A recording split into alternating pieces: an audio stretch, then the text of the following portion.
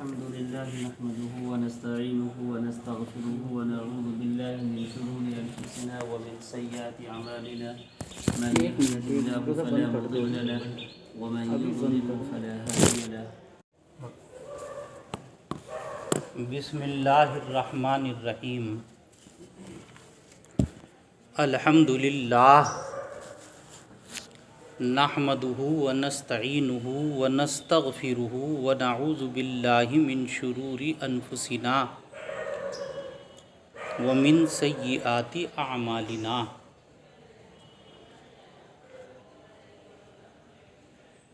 یہ میں بتا چکا کل آپ حضرات کے سامنے کہ اس کتاب کا نام مشکات المصابیح.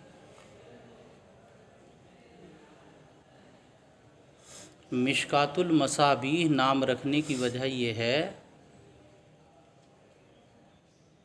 کہ یہ کتاب لکھی گئی ہے مصابیح السنہ کو سامنے رکھ کر. اسی پر زیادتی فرمائی ہے خطیب تبریزی علیہ الرحمہ نے. تو یہ خطبہ مشکات المصابیح کا ہے.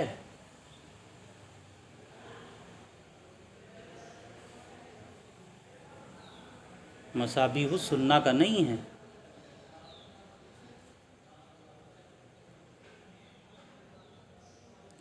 اور یہ تو آپ کو معلوم ہی ہے کہ ہر کتاب اللہ کی حمد و ثنا سے شروع ہوتی ہے. تو پہلے مصنف علیہ الرحمہ نے بسم اللہ الرحمن الرحیم بسم اللہ کو ذکر کیا، تسمیہ، کہ اللہ کے نام سے جو بڑا مہربان اور نہایت رحم کرنے والا ہے. الحمدللہ.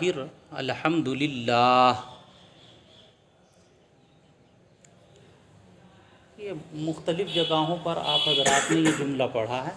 اس کا ترجمہ ہوتا ہے تمام تعریفیں اللہ کے لیے ہیں.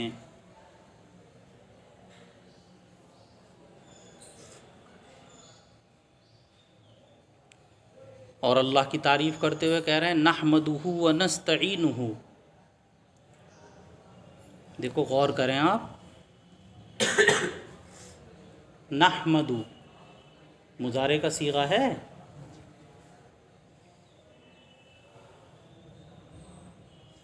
حمیدہ یحمدو باب سمیع سے تعریف کرنا، شکر ادا کرنا.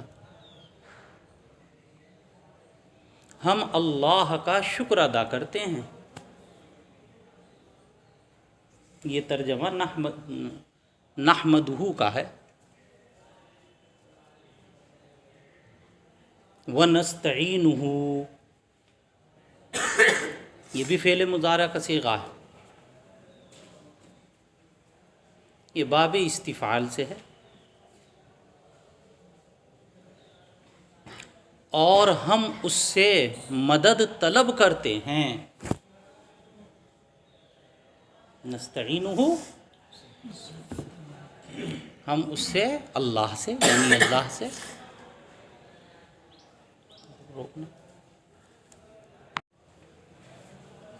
آگے ہے وَنَسْتَغْفِرُهُ. آپ دیکھیں گے کہ اس کے آگے لفظ ہے وَنَسْتَغْفِرُهُ. یہ بھی باب استفعال سے ہے، فعل مضارع کا صیغہ.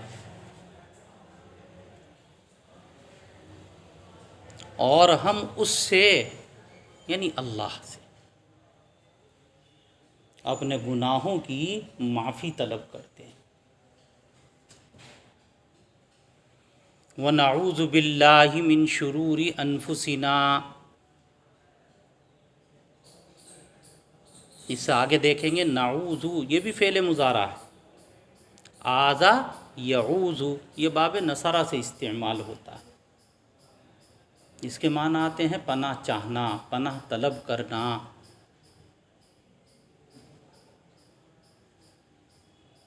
من شرور انفسنا کس سے پناہ چاہتے ہیں یہ آگے بتایا.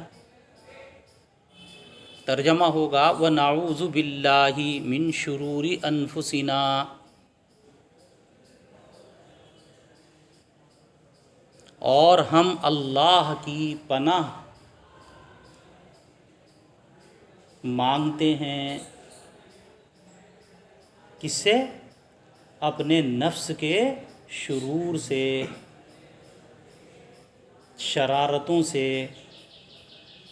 وسیئات اعمالنا، اور برے اعمال سے۔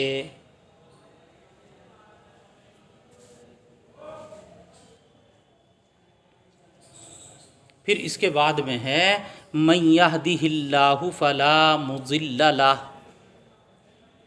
مضل یہ اسم فاعل کا صیغہ ہے باب افعال سے۔ دیکھیے غور کریے آپ، اضل یضل مضل اسم فاعل باب افعال سے، گمراہ کرنے والا۔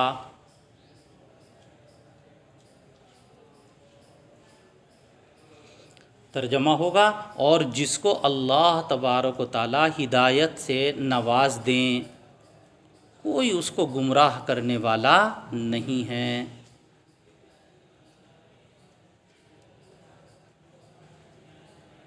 وَمَن يُضْلِلْ فَلَا هَادِيَ لَهُ، ہادی یہ بھی اسم فاعل کا صیغہ ہے،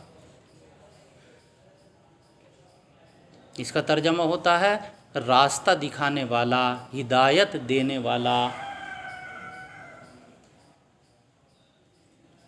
ہدا یہدی باب ضربہ سے،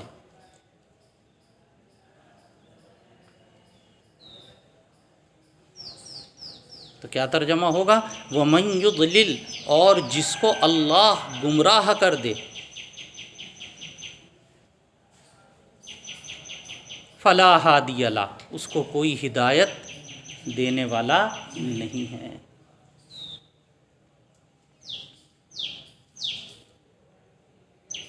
وَأَشْهَدُ أَن لَّا إِلَٰهَ إِلَّا اللَّهُ شَهَادَةً تَكُونُ لِلنَّجَاةِ وَسِيلَةً وَلِرَفْعِ الدَّرَجَاتِ كَفِيلَةً،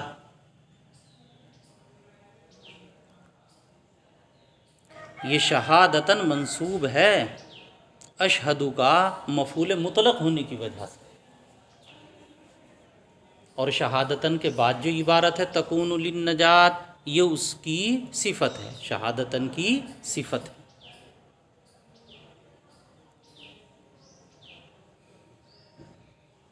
اس کا ترجمہ ہوگا ہم گواہی دیتے ہیں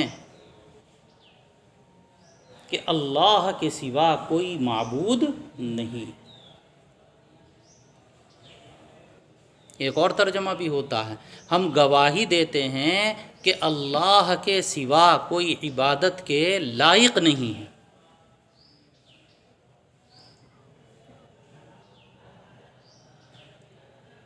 تو الہ کا ترجمہ کوئی معبود نہیں ہے، الہ کا ترجمہ کوئی عبادت کے لائق نہیں ہے، دونوں ترجمے۔ شہادتاً ایسی گواہی جو نجات کے لیے وسیلہ ہو، وسیلہ کے معنی اسباب، ذریعہ، ایسی گواہی جو نجات کا سبب بنے، اور درجات کی بلندی کی ضامن ہو۔ کفیلہ کا ترجمہ ضامن۔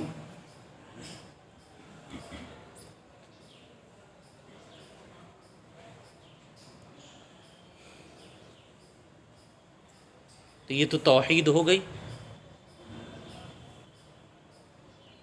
کس کی شہادت؟ توحید کی شہادت، اللہ کے ایک ہونے کی گواہی۔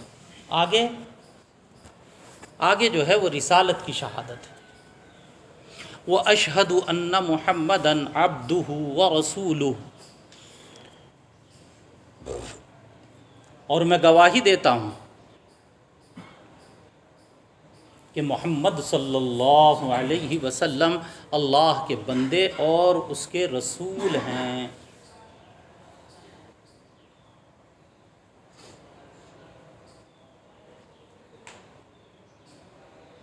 یہ دو لفظ استعمال ہوتے ہیں، ایک رسول، جیسے یہاں آیا دیکھیں گے آپ رسول، ایک لفظ اور ہے نبی۔ علماء نے لکھا ہے ان دونوں الفاظ کے اندر عموم خصوص کی نسبت ہے۔ نبی عام ہے،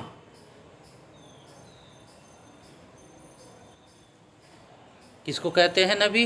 نبی اس کو کہتے ہیں جس کو اللہ تبارک و تعالیٰ نے انسانوں کی ہدایت کے لیے بھیجا ہو، مبعوث کیا ہو، چاہے اس کو نئی شریعت ملے یا نئی شریعت نہ ملے۔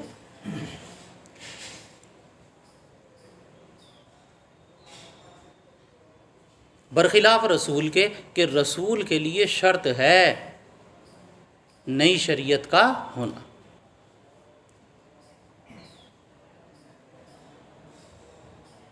تو جتنی قید بڑھتی چلی جائے گی اتنی ہی تخصیص آتی چلی جائے گی، یہ قاعدہ ہے۔ تو نبی کے مقابلے میں رسول کے اندر ایک قید بڑھ گئی، اس لیے رسول خاص اور نبی عام۔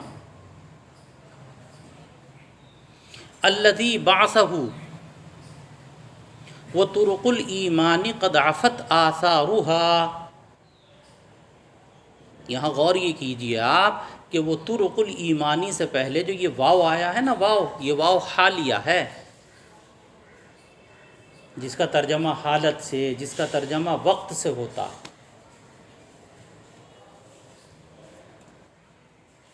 اور طرق یہ جمع کا صیغہ ہے، اس کا مفرد ہے طریق، طریق کے معنی راستہ۔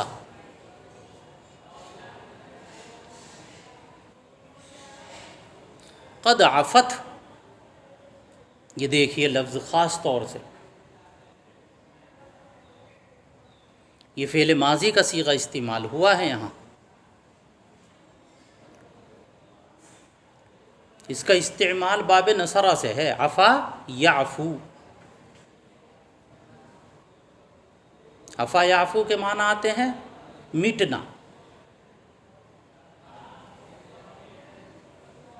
گناہوں کو معاف کرنا، معاف کرنا بھی اسی سے ہے، عفا یعفو سے۔ گناہوں کا معاف کرنا کیا ہے؟ گناہوں کا مٹنا، کہ فرشتے نے جو نامہ اعمال میں گناہ کو لکھ دیا ہے، معافی کا مطلب یہ ہوتا ہے معاف کرنے کا کہ اب وہ گناہ اس رجسٹر سے مٹا دیا جاتا ہے۔ تو عفا یعفو کے اصل معنی ہے مٹانا۔ آثارہا، اثر کی جمع ہے، نشان۔ اور ضمیر جو ہے یہ لوٹ رہی ہے آثارہا، مؤنث کی ضمیر، طرقن کی طرف۔